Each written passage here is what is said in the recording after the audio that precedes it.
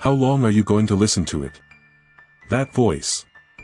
The one that follows you, the one that whispers right when you're about to fall asleep that you didn't do enough today. The one that greets you in the morning with a checklist of all your flaws and all your fears. The voice that compares you to everyone you see, that tells you you're behind in life, that you're not smart enough, not attractive enough, not worthy enough. How long are you going to pretend that that voice is you? What if it's not? What if that inner critic, that narrator of your failures, that constant, grinding judgment, what if it's a lie? A very old, very deep lie. What if that voice is nothing more than a recording, a script that was handed to you so long ago that you forgot you were even reading from it? This is the wound we all share. This is the splinter in the mind that we try to ignore. You feel it, don't you? You feel it as a constant, low-level anxiety. A tension in your shoulders. A hollowness in your chest. You feel it in the exhaustion. The sheer, soul-crushing exhaustion of trying to be okay. You wake up and you put on the mask.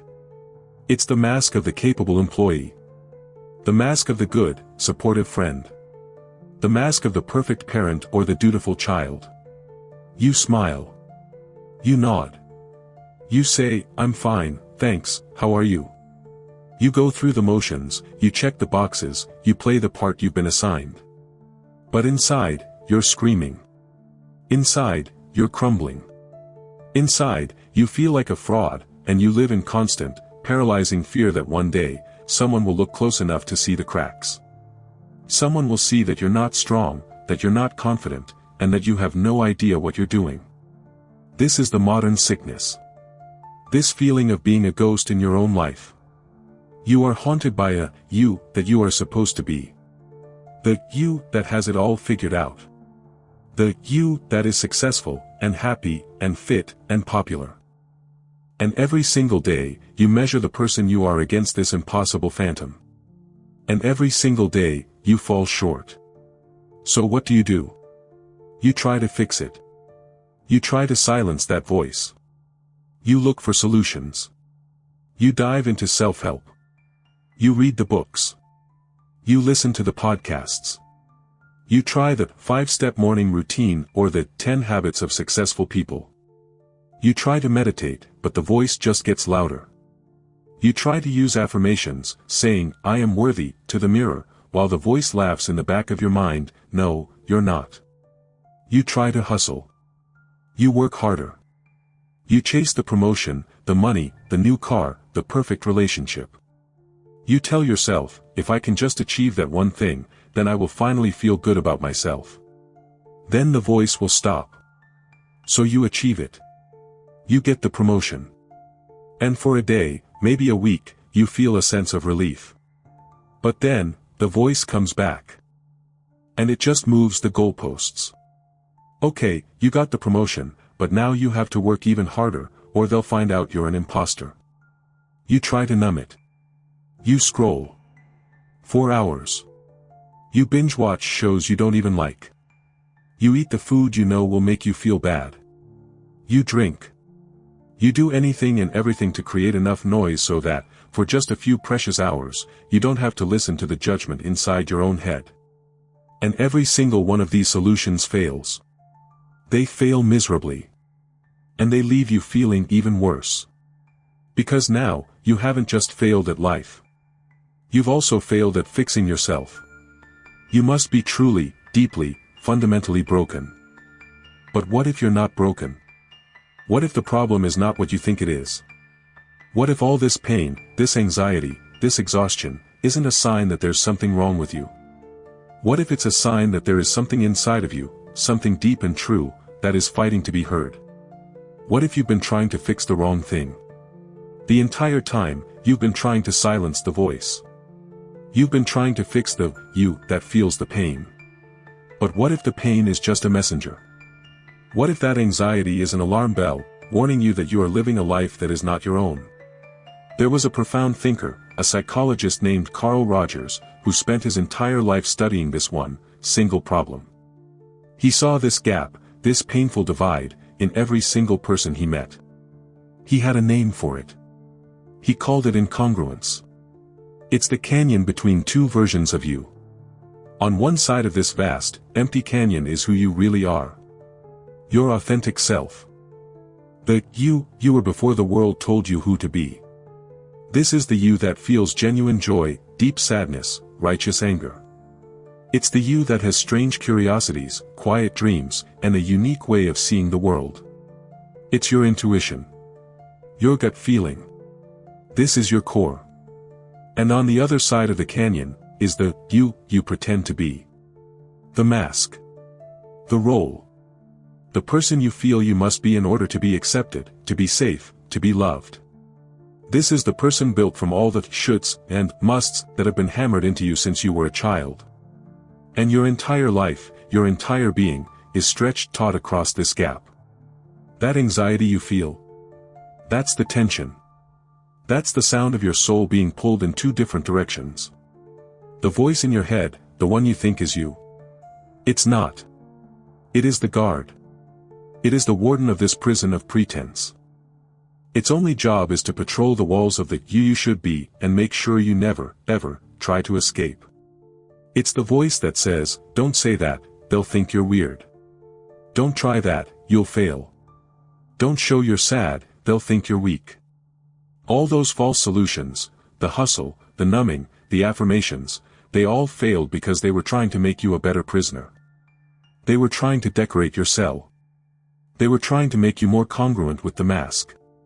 None of them ever, gave you the permission to just take the mask off. And before we continue this journey, I need to know who is with me. From what city or country are you watching me right now? Let me know in the comments. And if this subject has already touched you in some way, subscribe to the channel. It's your subscription that helps us continue bringing this message. So, how did this prison get built? How did this canyon between your true self and your mask get so wide that you can't even see the other side? Carl Rogers gave us the map. He showed us the blueprint of our own cage. It's built from three simple, devastating materials. First, there is what he called the real self. This is you at your core. The organismic self. To understand this, just look at a baby. A baby is perfectly, totally congruent. It is 100% authentic. When a baby is hungry, it cries. It doesn't stop and think, am I being appropriate? Am I bothering anyone? Is this a bad time? It feels a need, and it expresses it. When a baby is happy, it laughs with its entire body. It doesn't worry if it looks silly. It is pure, unfiltered, honest experience. That is your real self. That's the you that is still buried in there, beneath all the layers. It's the part of you that feels a sudden, irrational burst of joy when you hear a certain song. It's the part of you that gets a bad feeling about a person for no logical reason. It's the part of you that secretly wants to quit your high-paying job and just go live in a cabin. It's your intuition, your spontaneous joy, your genuine pain. It is the truth. But for most of us, this real self was sent into exile a long, long time ago. Why? Because it was replaced by the second material, the ideal self. The ideal self is the statue. It is the perfect version of you that the world demanded. It's the person you should be. This ideal self is not your creation. It's a collage, pieced together from the expectations of everyone else. It's your mother's voice telling you, nice people don't get angry. It's your father's voice telling you, you have to be successful to be respected. It's your teacher's voice telling you, don't question authority. It's the voice of advertisements telling you, you must be thin, rich, and beautiful to be happy. It's the voice of your religion or culture telling you, these are your duties. This is your role. Do not stray. The ideal self is an impossible standard. It's a photoshopped, filtered, curated illusion. And the voice in your head, that inner critic, is the sculptor.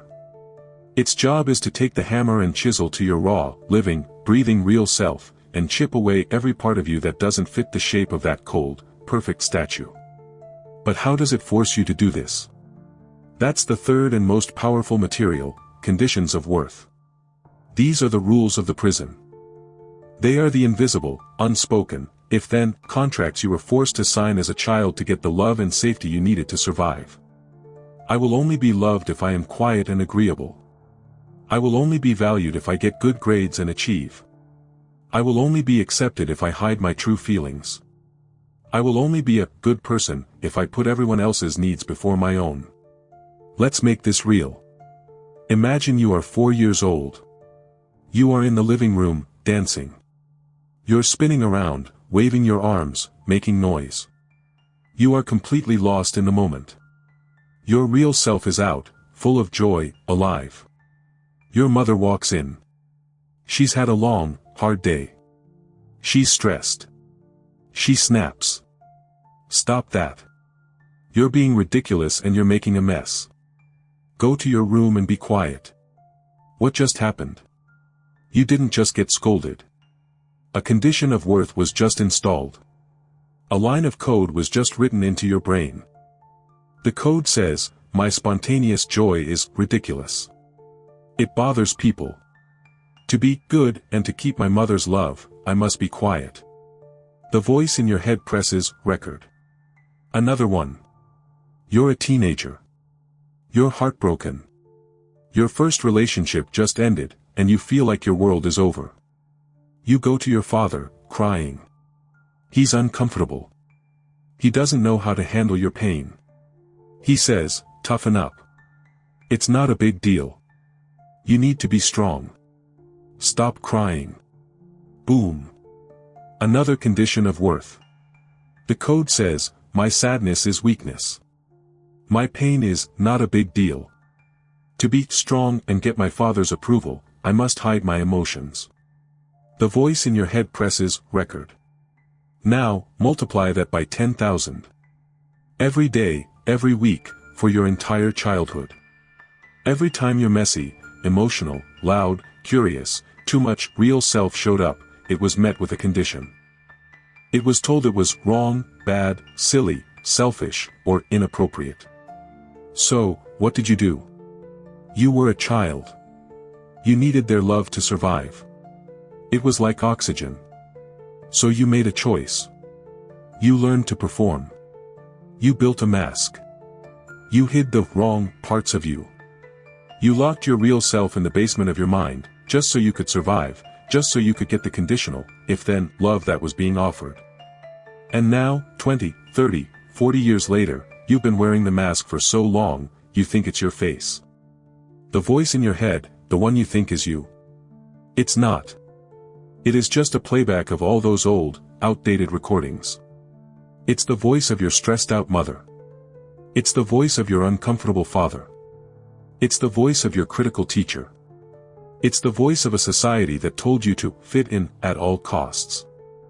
You have been living your entire life, making your most important decisions, based on a rulebook written by people who were just as lost as you are. And that feeling of emptiness, that incongruence, is the sound of your real self, banging on the basement door, begging you to please, please, just listen. So, if that's the prison, what is the key? If the voice is just a recording, how do we stop the playback? We've tried everything. We've tried fighting it. We've tried reasoning with it. We've tried drowning it out. And nothing works. The great revelation, the simple, terrifying, beautiful key that Carl Rogers offered the world, is not a trick. It is not a technique. It is a complete reversal of what you've been doing. The way out is not to fight the voice. The way out is not to fix yourself. The way out is to accept yourself. The key has a name. It is unconditional positive regard. Let's break that down. Unconditional. That means no conditions. No more if-then games. It means stopping the I will love myself when, I will be worthy if, no. It means right now. In this moment. With all your flaws. With all your fears. With all your failures. Positive regard. This just means warmth. It means kindness. It means treating yourself like you would treat a small, scared child who has come to you for help. It is the radical act of listening to yourself without judging yourself. Here is what this actually means in practice. The voice in your head pops up, You're about to apply for a new job. The voice says, don't bother. You're not qualified. They'll just reject you. You'll embarrass yourself. The old way was to either A, believe it, and not apply, or B, fight it, and say, shut up. I am qualified. I am smart. The new way, the way of congruence, is totally different. You pause. You take a breath. And you listen to the voice. But you don't become it. You observe it. You say, ah. There it is. That's the I'm not good enough program. That's the voice of fear. Thank you for trying to protect me. I hear you. You are giving that scared part of you regard. You're not judging it. You're not yelling at it. You're just acknowledging it. Then, you do the most radical thing of all. You listen deeper. You ask, okay, that's the fear. But what does my real self want? And underneath the loud, screaming voice of fear, you might hear a very, very quiet voice. A whisper.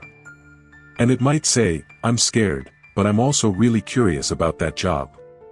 I think I'd be good at it. I want to try. That is the voice. The real one.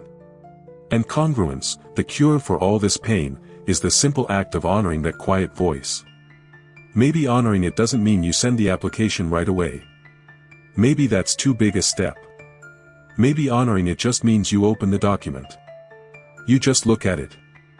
You take one, tiny, small step in the direction of your real self, instead of your ideal self. The solution is not to win the war inside your head. The solution is to end it. You end it by laying down your weapons. You end it by meeting every part of yourself, the good, the bad, the lazy, the scared, the angry, with one single, powerful force, acceptance. That voice in your head, the inner critic, is not an enemy. It's a scared child. It's a collection of old, outdated survival strategies that are no longer serving you. It's just trying to protect you based on an old map. The key is to thank it for its service, and then gently, kindly, take the steering wheel out of its hands. You are the adult now. You can listen to the child in the back seat, but you no longer have to let it drive the car. You can choose to listen to the new map. The map of your real self. Did this revelation make sense to you? I really want to know your opinion. And if you made it this far, it's because you are part of the 1% who truly seek to evolve. So, if you haven't already, subscribe now so you don't miss the next video, and tell me what city you managed to reach the end from. So, what does this new path look like? What happens when you start, day by day, moment by moment, to choose congruence? At first, it feels dangerous. Taking off the mask, the one that has protected you your whole life, feels raw. It feels vulnerable. When you stop saying yes to things you hate, you will disappoint people. When you start speaking your quiet truth, some people won't like it. But something else will happen. That heavy, crushing weight of exhaustion. It will start to lift. The energy you were using, every single day, to hold up that mask, will come flooding back into your life. You will feel lighter. You'll stop arguing with yourself all the time. You'll find yourself starting that hobby you've been postponing for 10 years. You'll find yourself setting a boundary, kindly but firmly. You'll find yourself looking in the mirror and, instead of a long list of judgments, you'll just feel a quiet sense of okayness. The voice in your head won't disappear overnight. But it will lose its power. It will no longer be the roar of a tyrant. It will become the murmur of a distant radio station, one you can choose to tune out. Your new center will be that quiet, steady voice of your real self. Your intuition. You will start to trust yourself. The peace you've been desperately chasing in the outside world, in achievements, in validation, in numbness, you will find it was inside you all along. It was just buried. Buried under everything you were made to believe. So I will ask you that first question, one last time. That voice in your head, the one that's not you. How long are you going to let it dictate your life? Your real story, the one you were actually born to live, is not the one it's telling. Your real story begins the exact moment you have the courage to stop listening to the recording, and finally, start to listen to you.